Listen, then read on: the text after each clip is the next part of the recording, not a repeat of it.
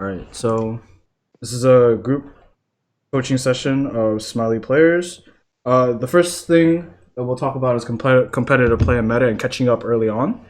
Second talking point. Do you guys have anything in mind? Do you want to expand on anything that you guys have been having issues with? Uh, Probably like finishing out games. Like, Like oh, staying consistent with the game. Oh, Oh okay. yeah, Yeah. I thought that was right. Consistency. Um, I mean, basically, this game is broken up into two parts, right? It's like times one elixir, then times two, and Yeah. in each section of the game requires different techniques, different skills to play it out correctly. You know, you can always have a person who gets like the biggest leads in the early game but can't finish it, or you have yeah. the opposite side. You always get behind in the early game. You have to try your damnedest to get back, right? Something along those lines. Instead, Yeah. yeah, you should be looking for consistency there. Like if every game is either one of those poles, then you're probably doing something wrong. We'll take a look at that. Anything else? I guess getting good with multiple decks, like being able to, like if they ban a Multiple card. play styles. Yeah. Yeah. Uh, it's an interesting one. Most people who I coach are not going to be competitive, but what I tell them is tell them to get good at one archetype because like when you focus on one thing, you cut down the amount of time needed to get really good with that, and you skip being bad with everything else. Uh, but you guys like don't really have that. If you want to play at the top, like if you play one style, you will be good at it, but people will hard counter you for it. It's a different meta there. You can play one deck in GC all the time, but when bans and drafts starts coming into the play and they just ban out your core card, like let's say all you play is Lava Balloon, someone bans out Balloon on you. What do you do then? Right? Like, it's not exactly the easiest. So that's a really good one. We'll probably take like two more and then we'll go ahead and go into the talk. So anything else that comes to your guys' mind? I would actually avoid for right now talking about particular decks because I don't think that is too important. I think more on things where you have core fundamental issues with or something that you've been struggling with, but haven't had really clear answers to. Troop placements. Placement. So Like not be like not giving the other your opponent like value with their spells. Sort of spread your stuff out a bit. I'll put that under cycling and placement. This is something that I learned after playing Max Ladder for like a little bit that I was doing completely wrong. I'm gonna elaborate on that once we get to that point. This is another good one, just so that I can remember. One more. I don't know if anybody hasn't talked yet. Haven't memorized you guys' voices yet.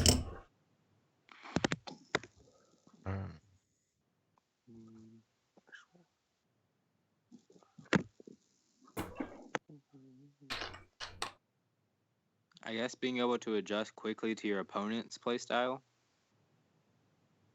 Like in competitive games, when you're playing a best 2 out of 3-ish, you're wanting to adjust to your opponent really quickly. Yeah. Oh, okay. That's a good one. That's another one. Um, I mean, yeah, you definitely have to. If you don't adapt fast, they'll probably 2-0 you. They'll play mind games with you. And when we talk about adapting, like, do you want to talk about adapting in general? Like, there's two. I mean, we can separate it. We can talk about adapting in general, or we can talk about adapting in competitive play. So if you are doing like a best of three, a best of five, that requires a different mindset. If you're adapting people in game, that's something that comes with game knowledge, and it comes with game knowledge and knowing your deck. Basically, is what adapting looks like. I think more competitively. Okay, so we'll go ahead and dive into the competitive part of adaptability. When it comes to competitive, it's a lot about mindset and it's a lot about knowing yourself and knowing your opponent.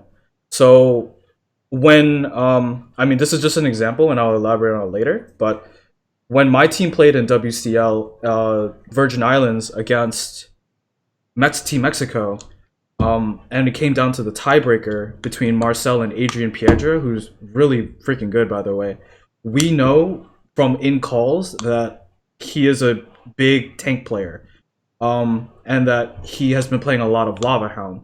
So if you ever watched that game, we made the call to go ahead and play Expo at the beginning, which is unusual. Everybody would know that Marcel plays a lot of Expo, but it's not usually brought out on the first time, especially in such a high pressure situation. They thought that he was going to run Hog Rider, which he did last time. So what happened was we adapted. We figured out his playstyle. We banned out Lightning, which is the crux of all tank decks, like Golem, Lava Hound, Giant, all that stuff. And then we caught him off guard and did it again in the second game with the Mirror Rocket. So, this is pretty big. This is really big. All right, so let's go ahead and dive into competitive play in the meta. Yeah, so your clan, and I mean, well, your players in general have been having issues with catching up to the meta. And why do you guys think that is? Like, are you guys stuck? Are you not playing I enough? don't think we like playing enough. Yeah. You just don't play enough then. Well, we don't. Well, like that. I think for some of us, it's more we don't want the meta to almost be true, or we're waiting because we don't know when the meta is solid, I guess, in a sense. Yeah. You're talking about you want someone else to figure it out first, and then you want to perfect that, but you don't want to put in Yeah. time into, playing something that might change in a week or something like that, right? Yeah. Yeah. pretty much. Can't really do that, fortunately. I myself am I prefer cycle play, but like right now, well, not right now. In the past, I've had to play Golem, I've had to play Giant, I've had to play Graveyard, and those were the strongest decks. If you're waiting and hoping that something will happen, it probably won't.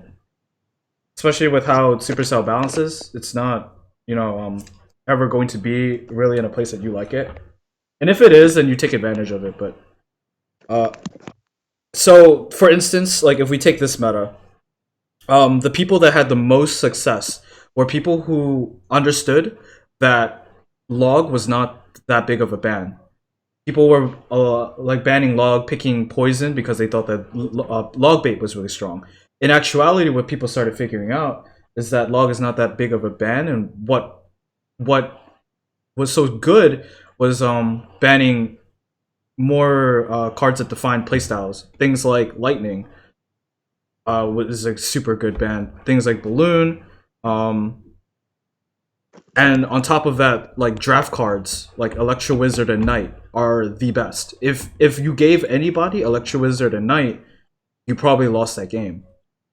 I don't know, but you guys can go back and watch CRL, and you'll see that everybody who runs those two cards, or the person didn't draft correctly against them, just got wrecked. They lost. So what you guys can do about it as a clan is start to set up a system for communicating with each other. That's my advice. After watching other clans and after being a part of a competitive team, if you guys communicate and talk and share decks, share playstyles, you guys will catch up really fast. And on top of that, you got to be watching like competitive leagues like CRL. I don't know what else is happening right now. RPL. Just check in and see what's like, what's common right now. I have no problem with telling you that right now probably the best decks in the game are Graveyard Cycle, some variations of Log Bait depending on the matchup, and not really Golem. Golem is kind of falling off, but how do I know that? Because I'm keeping track of what people are playing and talking to my team, and they're telling me what's working and telling me what's not working. Do you guys have any questions?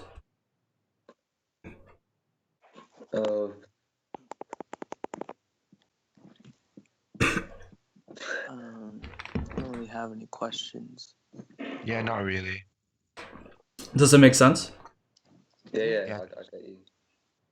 Yeah. So just to reiterate, talk with your team. Share your guys' thoughts. Like debate against each other.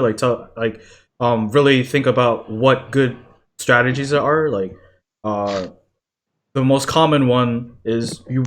If you're a cycle player, like you like Expo, you like Miner, you like all this stuff, you ban Lightning. What Lightning does is they cannot play Golem. They usually won't play Lava Hound. So tanks are out of the picture. Then what is in play?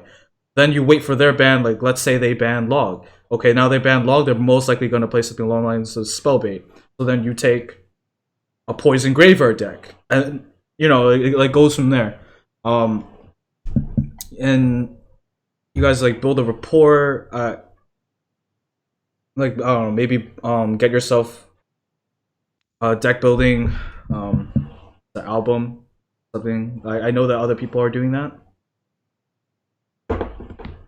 Okay, so let's go ahead and touch on staying consistent. So this issue is one that you guys are telling me about. You want to stay strong throughout the entire game, right? Like you don't. A lot of times you'll stay strong in the beginning, and then you'll falter toward the end, and you'll probably mess up and give up the game, or reverse, Yeah. do really badly, and then come back in a really close game. Yeah. There are margins for error. Not you can't expect every game to be super clean or either like really dominant. That doesn't happen, or it shouldn't happen unless like you're overwhelmingly better than the population. So what you can assume is that if it's happening to you a lot, there's something probably wrong in your play, or something that you're not understanding about your deck's playstyle.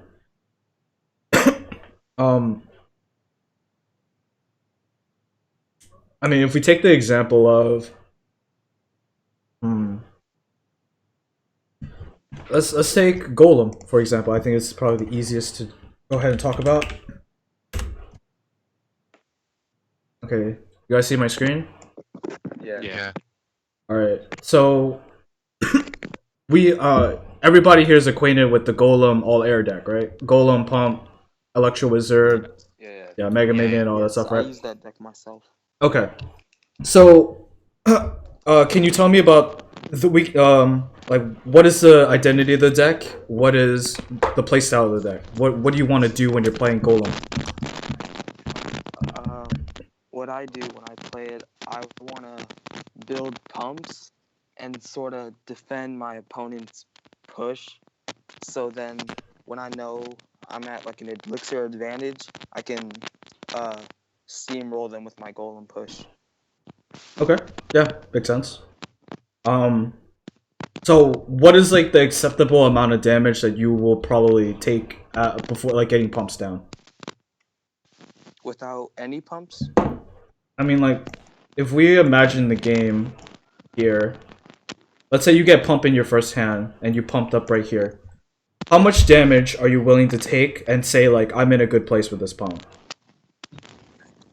At least like 300 or so. 300? That's pretty ambitious.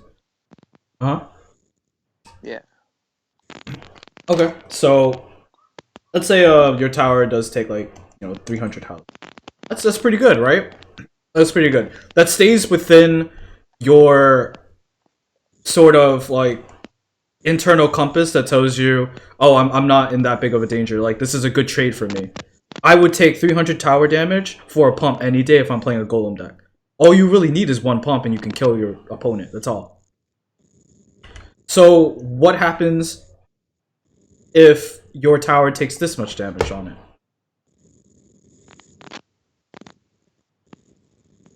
Like, what does that tell you?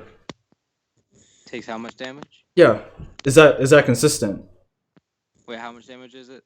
Like let's say this is the full health of your tower, right? Then you have this much health left. So it's like less than half. Off of a first push? Yeah. It depends on what deck they were using to do that much damage with. Let's say it was a Hog Rider deck. I would say yeah, it would be okay because it's harder for them to defend a big push with a cheap cycle deck. Okay.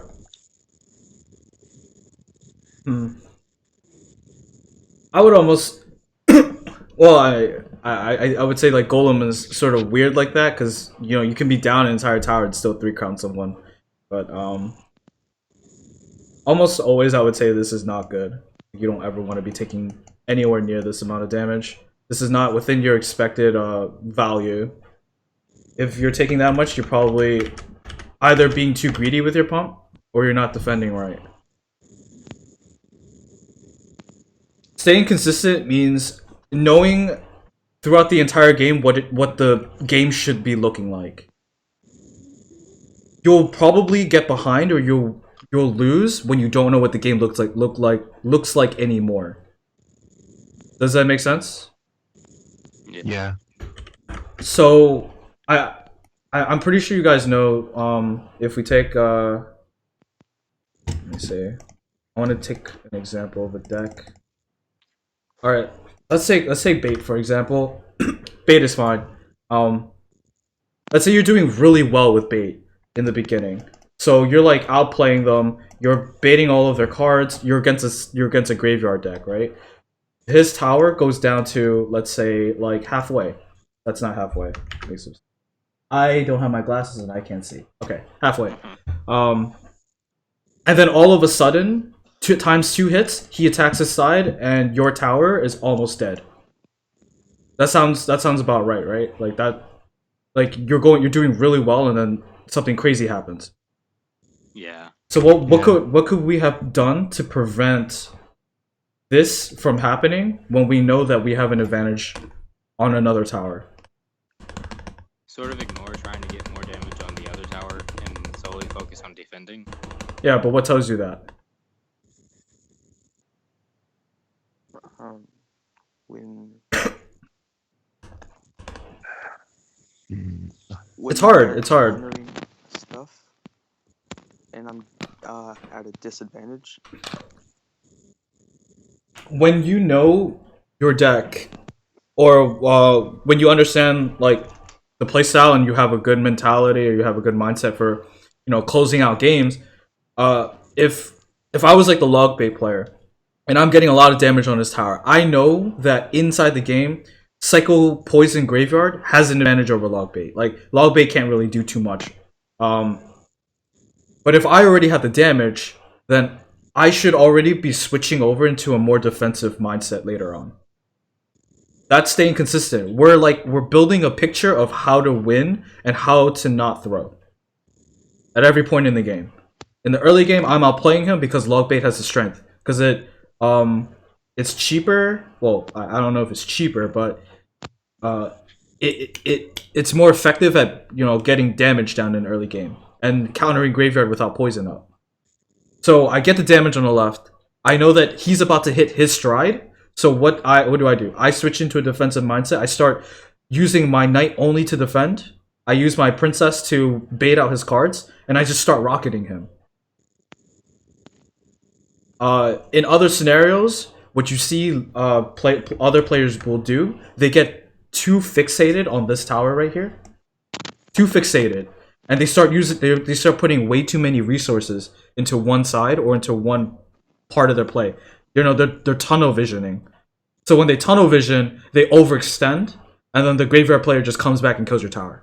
And you have no way to end the game now, and then you probably lose.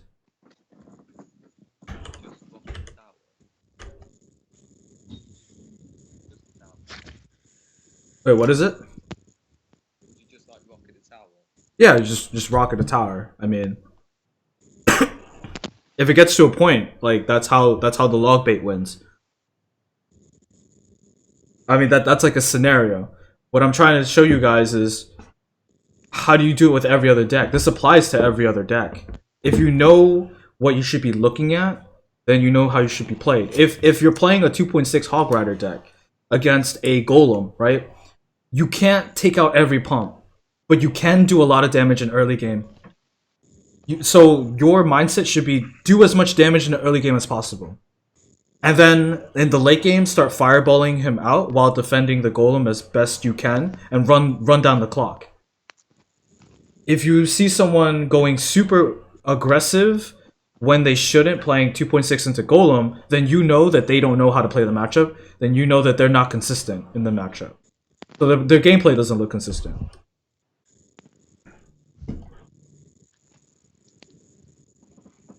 So I guess like what I'm trying to say is, in every deck, well, in general, like the mindset, you want to be going over like the review of the game in your head and say like, what should I be doing now? What should the game look like now? If the game is not looking like how it should be, then you have to correct it. Either that might be fixing your cycle, that might be taking a little bit of damage on your tower to get elixir back, that might be, this is all different scenarios.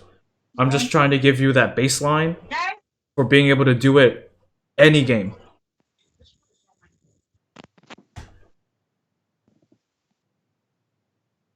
Do you mind me adding one more thing to like that list? Yeah, go ahead. Like, knowing how to like count your opponent's elixir and your opponent's cycle.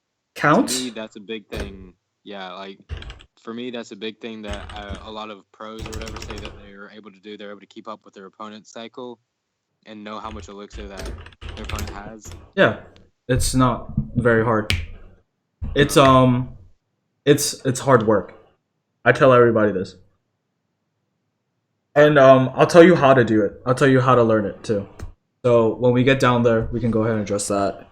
But it's something that you do need to do. I like to say that the game doesn't really start until you know how to track elixir. I usually count elixir at the beginning of the games, but then I try to learn my opponent's cycle during the matches. It's repetition. A lot of repetition. I mean, if you don't know how to count their elixir, you're basically playing in the dark. You're basically playing blind. Yeah. Every time, like if I watched you guys in a game, and I asked you guys for their elixir right now, you guys probably would be able to give me an estimate, but not where you think he's at. What that tells me is that you can't inform your next decision. If you can't inform your next decision, why are you doing it? It makes no sense, right? It's random. There's but like if I'm in a game and I say, all right, I'm putting a knight and I'm graveyarding here because I know that he's at 5 elixir and all he can afford is 1 minion horde. If he plays a minion horde, I poison him and he loses his tower. Something along the line. It makes sense because there's a train of thought. But if you can't track elixir, and like it's less so for tracking card cycle, but that's also important. But counting elixir will open the door for you to actually play in Clash, I think. So we'll touch on that. All right, multiple decks.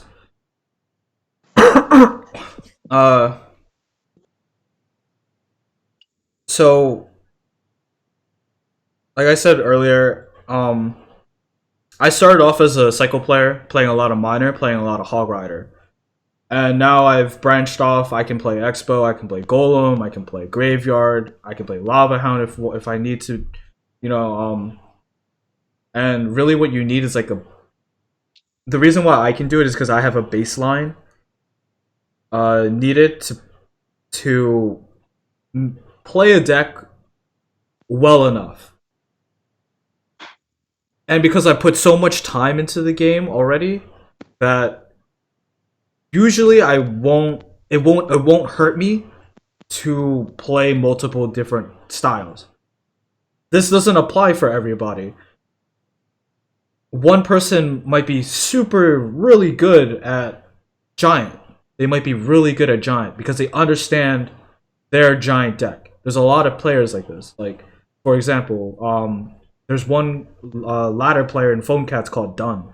And all he plays is this Giant Pump 3 Musketeer bait deck. I mean, I'm sure that he can probably play other decks, but he's like an example of you master one archetype and you do really well with it. In competitive play, you can't really do that because, especially in a meta like this where everything is viable, so nothing is really that good. Not really. Like, you have to be able to play multiple different decks because the deck strengths against each other are really important. So how do we go about doing that then? How do we go about learning multiple archetypes without hurting ourselves? Well, the way I approach it, huh? Oh, sorry. I was gonna say, I guess practicing a lot with your clanmates. I mean that's one way. I mean I do practice with them. They do help me. But let's say like you're just on your own. Most of the time you will probably be on your own, practicing, playing ladder, playing GC. I think if you want to actually play other archetypes and try and cut down as many games as possible needed to learn it, you want to be super, like, really efficient about how you go about learning it. When I mean efficient, I mean, so let's say you're a big hog player, right? You're really into doing fast pushes, being cheap, and then like the meta demands that you have to play golem, like the complete opposite. What how would you go about learning it then?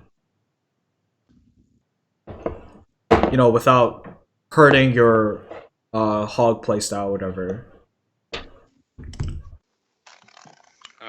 I guess like watch videos on how. Spectate That's one way. other people. Mm-hmm. Spectating other people, watching, talking to your clanmates, right? Yeah. Yeah. What about playing the game? So like you're playing Golem. What are you doing then?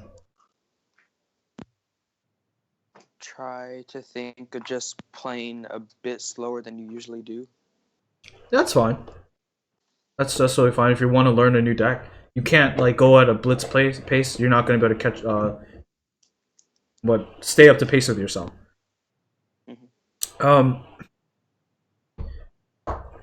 Those are like there are no right. I mean, there are no wrong answers. Those are all like what I do too.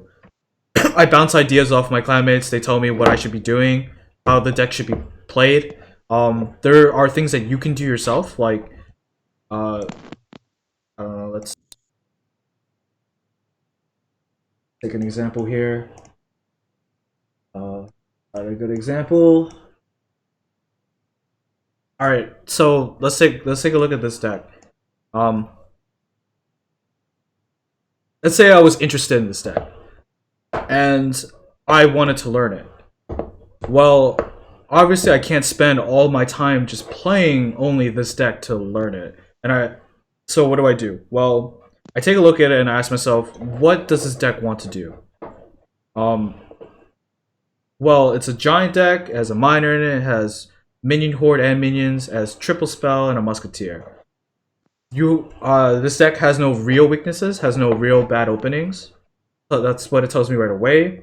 It tells me that it can punish people very fast. Like if they do one thing wrong, there's many modes of attack. You can send minor minion horde. You can play giant minion horde. You can play giant at the back. You can do giant musketeer. Right? There's a lot of permutations in this deck. So when I do play it, I'll make sure that when I make an action, I want to figure out if it's a right move. So like watching my replays is super important here. If I'm playing this deck, and like something goes wrong that I don't understand. So let's say I am playing as like a Lava Hound deck, right? And I lose to the Lava Hound deck with Musketeer, Minions, and Minion Horde. I have to ask myself things like, what did I do wrong? Could I have pressured when I could have pressured? Am I playing the deck right? Is it being played right? There's a lot of introspection here if you really want to learn, or if you really want to pick up other archetypes. Because it's going to be like a lot of 180 on yourself. And, you know, what is it? Obviously, you can fill in the holes with your clanmates, with your team, with streams, all of that. So, like, what is it? Everything you said was pretty much all together. Like, put all of that into a melting pot, and that's how you'll have multiple archetypes. If you don't want to just waste a bunch of your time. Any questions? No questions. Good. Makes sense, right? Yeah. Definitely. I know it's easy to just like listen and stuff, but like if you do want to bring your game up to the next level, you really do got to push yourself. So just like try it, you know. Okay. Cycling and placement. All right. So I was actually going to make a video about this on my experiences on playing Max Ladder and what I learned from it, but I never got around to it. I'm lazy. But cycling and placement. So what this comes back to is you want to know how to play in such a way where you don't give obvious tells to your opponent, or obvious leads, which is completely rational. I feel like if I went into a game right now and I played into a game, I would probably win because someone would make such a glaring error for like no reason. It's like no reason. And so why I refer to Max Ladder is because when I was only playing grand challenges, I got away with a lot of stuff. Players would give me value almost every time, or if they didn't, I would like find value somewhere else. But when I played at the top of the ladder, I feel like every single time these players would punish me, or these players would show me that I'm doing something wrong. An example of this is, like you talked about earlier, the 2.6 versus 2.6 matchup. We'll talk about Hog Rider versus Hog Rider. And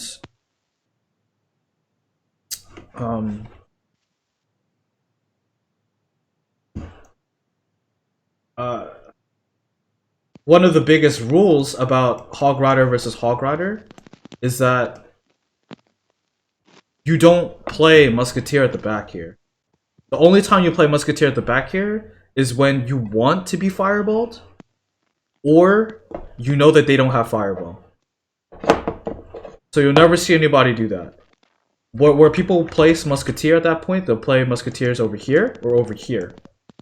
So that, like, if someone does fireball it, there's a high chance of it missing and only hitting the tower.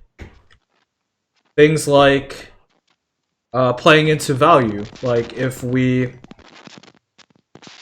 open the game incorrectly. Like, let's say we take this deck here. This is the really good Graveyard Cycle poison deck, right? Ooh, what's that static? I don't know. You guys hear that too? Yeah. Yeah. Yeah, my mic is muted though. Yeah. I Okay. know my mic was as well. Huh.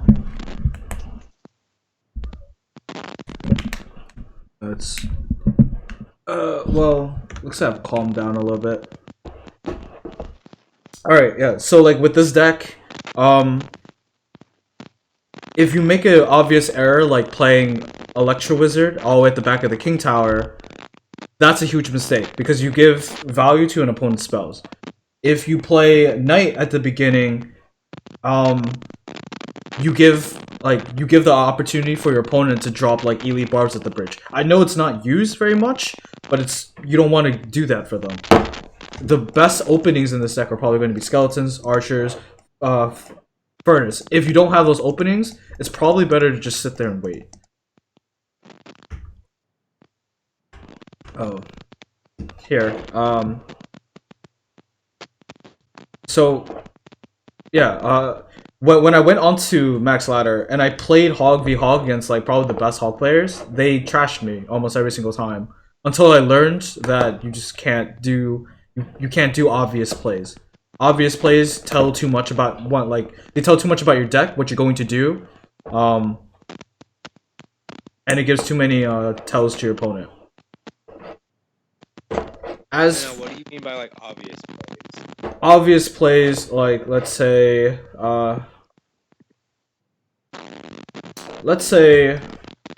we played give me a deck. Just give me like a normal deck. I guess just 2.6 hog. Okay, so we'll just do 2.6 hog. Ice Spirit, Skeleton, Ice Golem. What does that tell you?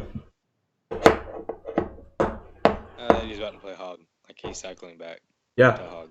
that's it. That's an obvious play. The only time you make that play is when you know that it'll work. So now, what would be an example of a not so obvious play necessarily with 2.6 hog? Let's say you drop, let's say here.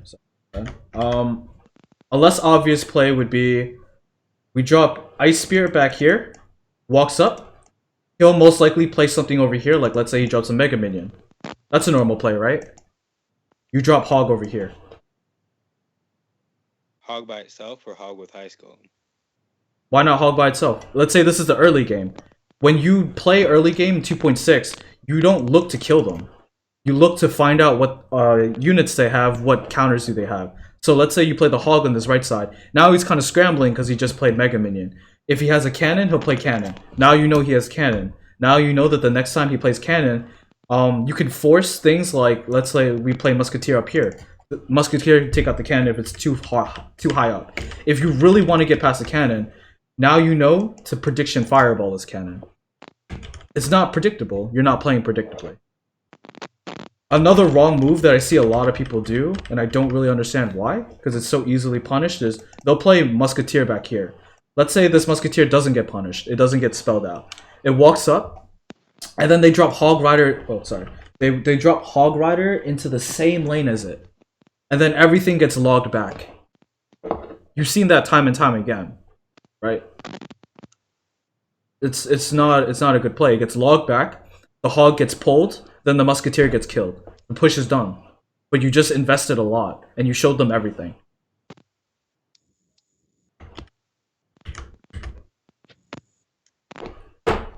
So avoid obvious plays. Try and make, some decks are going to be super expensive. I would probably recommend to not play super expensive decks. Every deck has a priority to its cards. Like in this deck, there's priority. Princess should always be played first if you have it. Goblin Barrel probably comes next, then Dark Goblin, then Skeleton. Knight is probably last. Rocket when you can. There are priorities, but you never... If you see someone playing this deck and you see someone playing it like this, they're playing Princess at the Bridge at the first play. This is wrong. Completely wrong.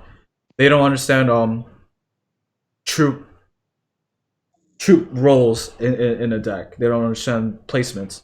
If you were playing this correctly, you would play it down here. You know that this deck gets a lot of strength off of retaining units.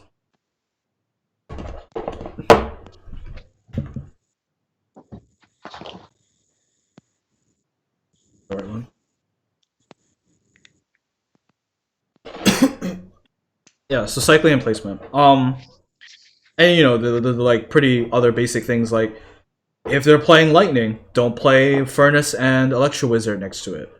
Just don't play Electro Wizard. Or if you're going against Golem Lightning always has E-Wiz in it. Don't play a Bridge Inferno. Don't play Upfront Inferno. But these things are easier to kind of solve. I feel like what I just showed you about, obvious plays is something that people don't know yet. They just either don't know it or haven't thought about it. Yeah. Okay. Any other questions on that before we move on? No. No? Not really. I'm making sure to answer everything, right? Yeah. Am I moving too fast? No, it's fine. You good? So let's go into adapting. Adapting in competitive play. Since we're not talking about adapting in general to just whatever game, So this one is probably the reason why I think like one of the biggest misconceptions about this game is that it's a 1v1 game. It's kind of not. It's really team based. Really team based. If you've ever been in a voice call with a good team, you'll understand almost immediately. And I'm sure you guys know that when you guys are playing RPO, when you guys are playing CRO, you guys should all be talking to each other and sharing ideas, strategies, what the other people are playing, what you guys will be playing, bans and drafts. So a lot of adapting is going to be team based.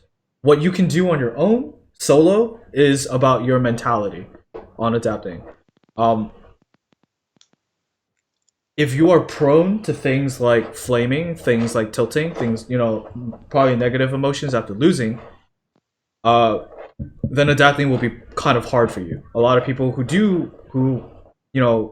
experience negative emotions after a loss that controls them, they will be set in their ways. They won't be able to adapt well, and they'll probably lose the next game because they'll get tilted. So how do you not let emotions, I guess, get to you? How do you not let emotions get to you? Yeah.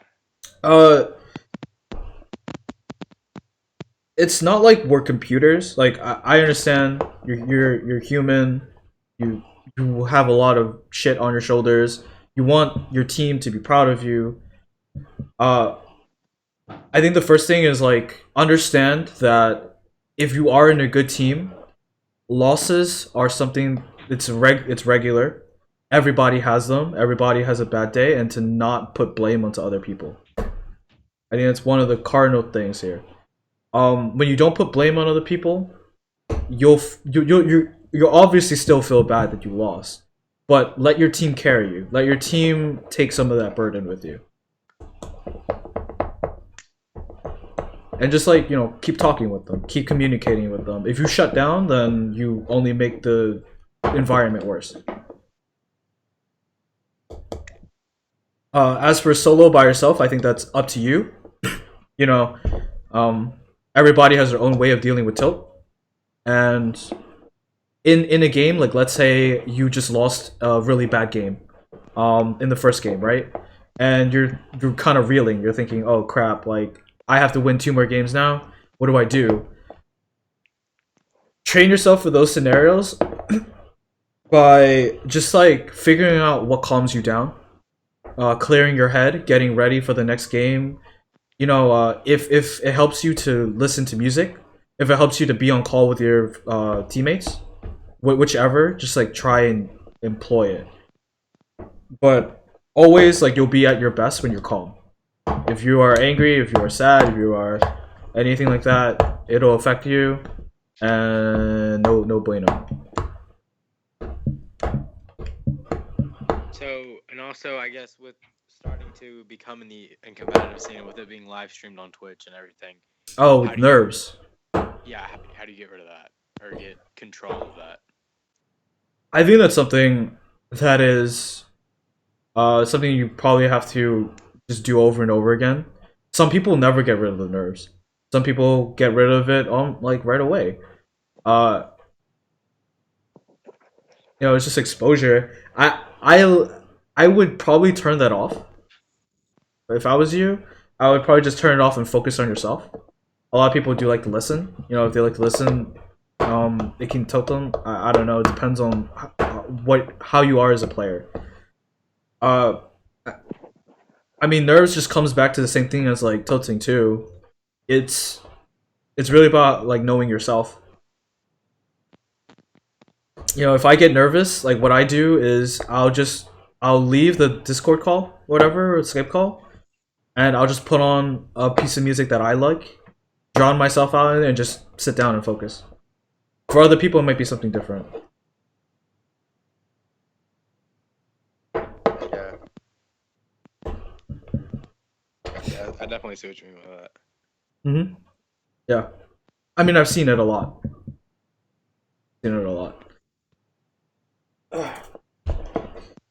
Okay. As for strategy, like on the strategy side of competitive, because I've mostly been talking about mindset for you guys. Strategy is,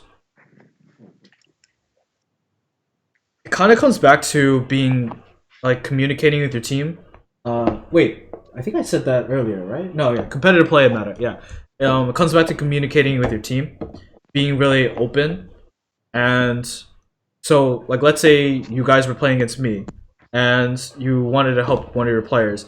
You would profile me and say, okay, he plays Miner, Rocket, he plays Graveyard, he's been playing all of this stuff. So he just played this one deck. What is his likelihood of playing another one? What does the ban draft kind of tell you guys? Like, you have to prop each other up. That comes with competitive play. If you're doing it solo, I think it's just on the back of your own knowledge. You know, like if someone gave me a ban draft formula, I could probably figure out what they're playing, or probably figure out what's likely to be played. But that's like on me. That doesn't have anything to do with the team. I can bring it to the team, but I'm just talking about strategically solo. I think that covers adapting. If you guys have anything to add or to ask. No, not really. I don't. I mean, like the more you get into the competitive play, like the more you're gonna just see it. The more you're gonna see like how big talking is, how big just being open is.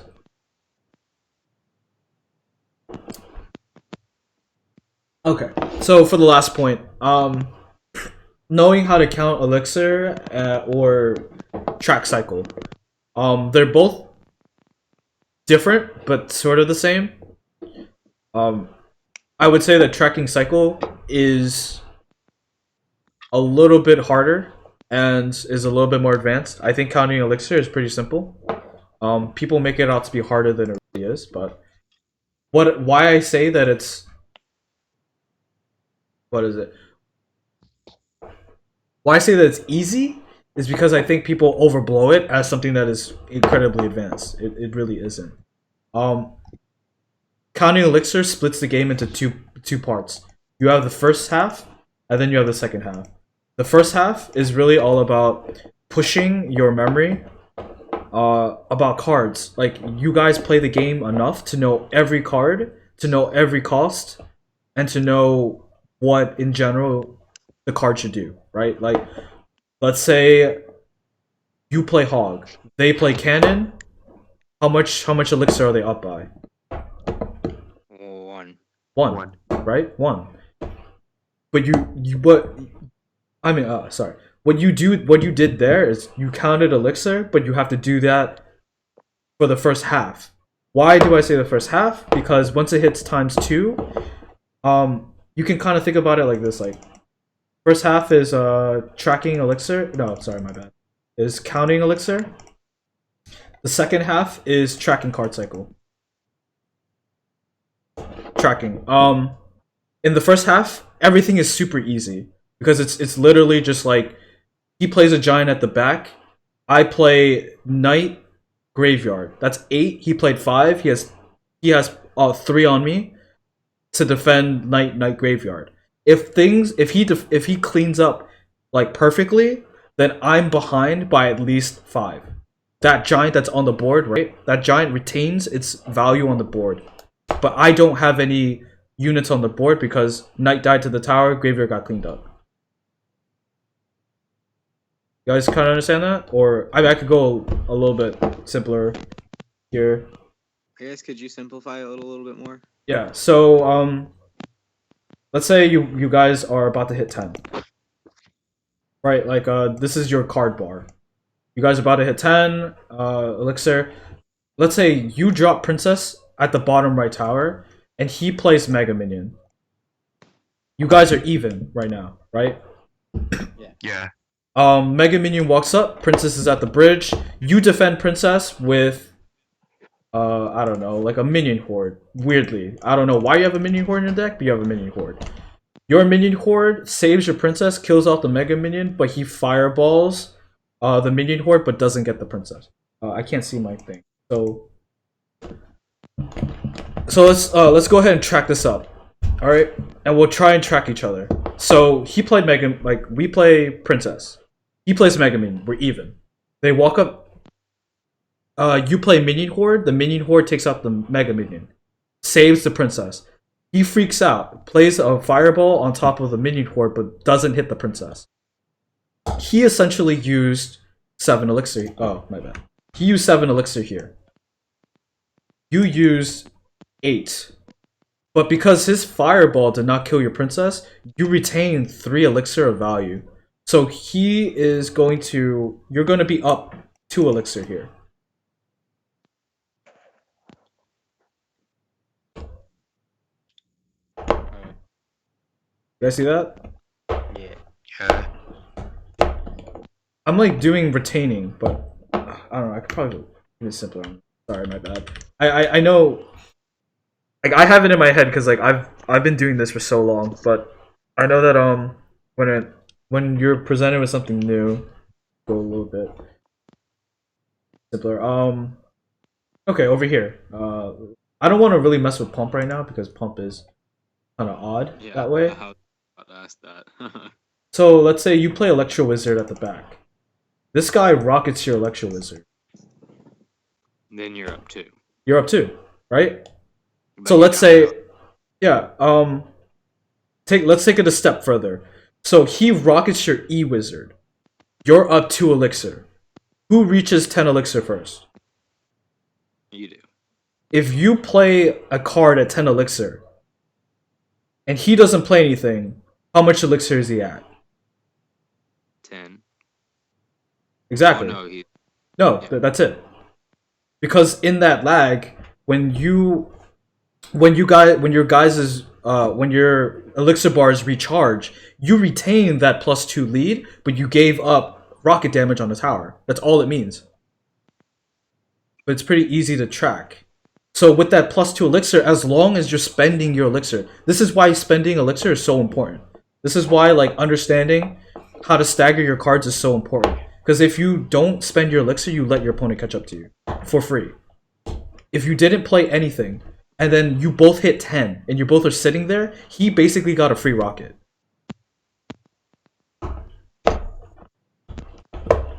Do you think that we can watch like a replay or watch a live battle of you playing and telling us about the elixir, sort of how to keep up with it? Yeah. I can do it right now. It'll be a little bit awkward because this is like the big screen, but so let's see, let me think. So the way I do it, when I count elixir, I like to just say it out loud. I'll be like, okay, he played 3. I'm gonna play 3 here. He's gonna be up this. He's floating. I think I'm at here. I think I'm at here. And then after the battle, you can go back and try and see whether or not you're right, or whether or not you're within the ballpark. If you're really not within the ballpark, then you have to go back and ask yourself, like, what did you mess up here? But I'll go ahead and do the game. I think bait is pretty good to go ahead and learn. I have Dark Goblin, Princess, Rocket, Skarmy. Like I said before, Princess always has priority, so I'll play Princess down here. That's 3 elixir. He pumps. I'm going to Rocket. I know that I'm down 3 elixir because Pump and Rocket trade evenly. So he's at what? 7 elixir right now. 7. Now he's at 8. He has no elixir. I have 7. I can assume that he's probably at around 2 now. I know that he cannot lightning me. He can zap me. You can play another card. If he doesn't play a single other card, he lightnings me, he's at 0. So I'm going to go ahead and go all in here. And just drop a knight. He has a log. Lightning me. I have a knight on the board. He hasn't played anything else. We're probably even. He's probably sitting above elixir on me, but he's going to have to play something here. No, chilling. He should be at 10. There it is. I'm going to go ahead and play Princess on this side and drop a Skarmy.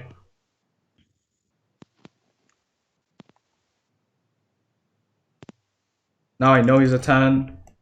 Now I know I'm behind. This tells me that he has 0 right now. Now I'm at 0. Now he has to spend something over here. I don't know what that log was. So now I'm going to go ahead and punish him. I'm going to drop Knight and Goblin. I know that he can probably play... what is it called? Golem right now. But if you play Golem right now, he loses his tower. That's all of his elixir right here. He cannot play Golem. Keeping that in mind.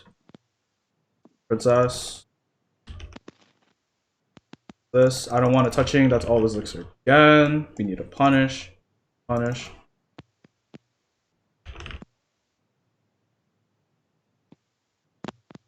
He doesn't have his Electro Wizard. Now it's ×2. I'm not really tracking his elixir anymore.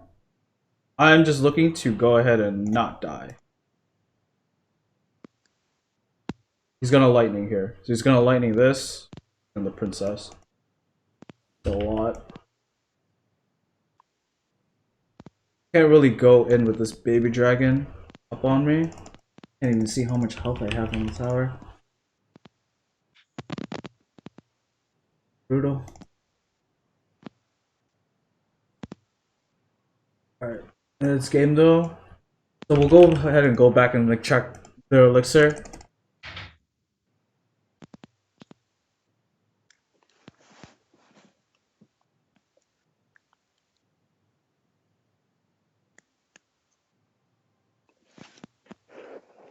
So when you do this, just be like very vocal. I mean, it helps me to be very vocal.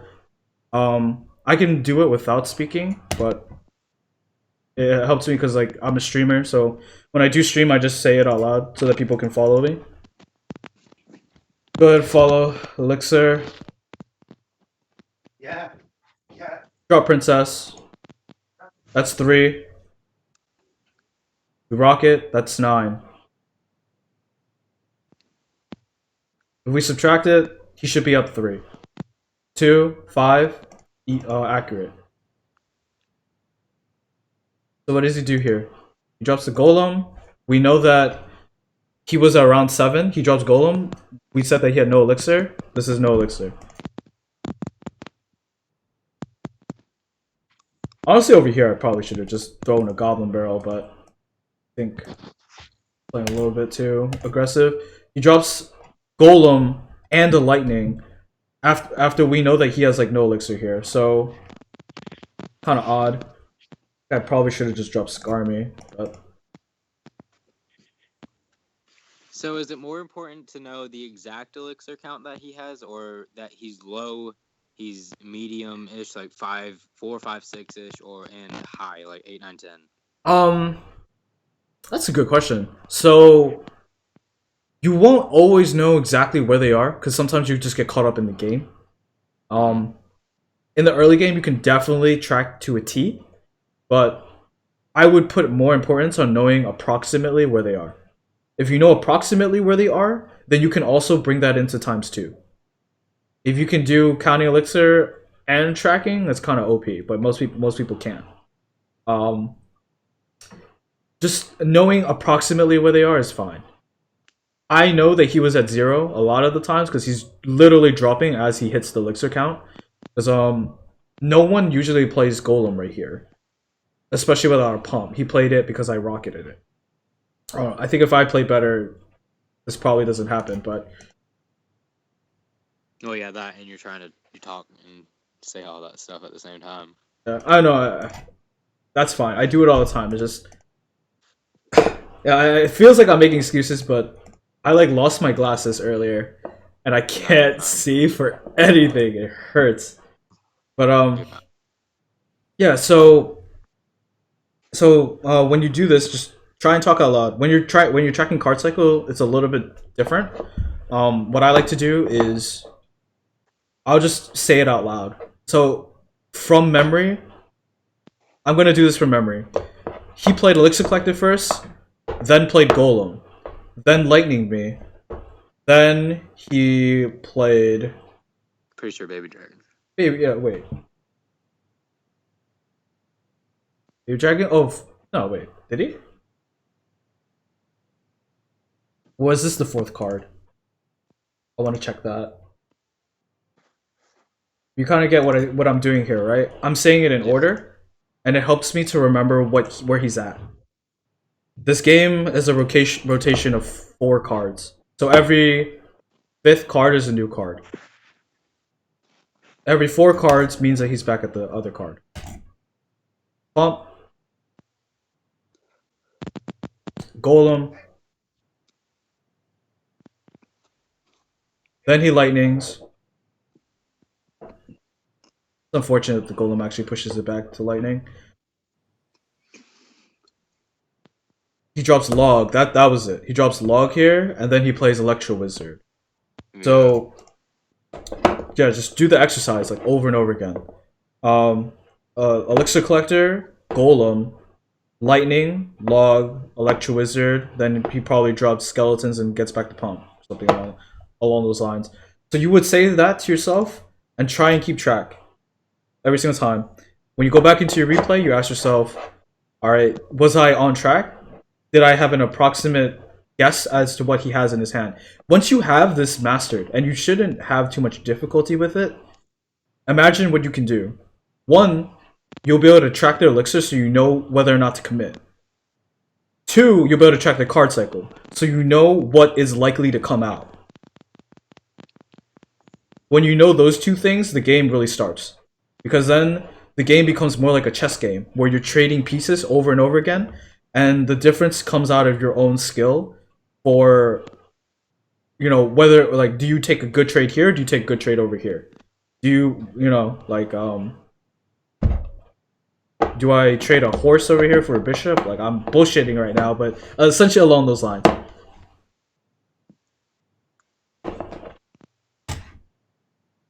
I think that's about it. If you have any last questions, or you want to go ahead and touch on another topic.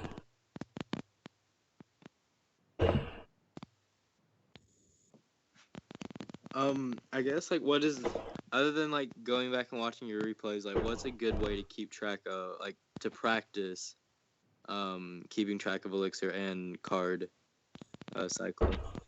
Or is watching replays sort of the best thing to do? In game and watching replays. You're gonna lose a lot of games if you like I forgot what Jar Jar called it, but he said something along the lines of deliberate practice. I think it's called deliberate practice. When you focus on one thing and one thing only, you master it a lot faster, in the same way that you do with depths. But if you spread yourself out and you're like saying, oh, I want to do this, I want to do this, I want to do this, you're going to hold yourself back. I would say, like, with this list, pick what's most important to you, or pick what you want to work on the most and work on it. And then when you get it down, work on the next thing. You get that down, work on the next thing. Get that down, work on the next thing. And it's going to put you behind. But in the long run, it all adds up to you becoming a much better player. So, you know, like, if you lose a GC game because you were tracking elixir, like, who cares? Later on, you're gonna make that up later in 12 when somebody. Also, like, you have your clanmates. You can just, like, ask them, like, hey, can you do this with me? And you guys can practice with each other, like, all right, where you at? Okay, I'm at here. All right, I guess I was right then. Go back and replay, watch it, confirm it, do it again. This didn't really have a name until like the only reason why I know how to do it is because unfortunately, like, I was streaming and I didn't even know that this existed until I was able to start doing it and getting it down. Then I gave it a name, then I made a video, and people started understanding it a lot more. Tracking, counting, all that kind of stuff. It's I think fairly basic. I think the more advanced stuff comes from team play. I think a lot of it really comes from team play. What that part is more. And band drafts, competitive. Okay.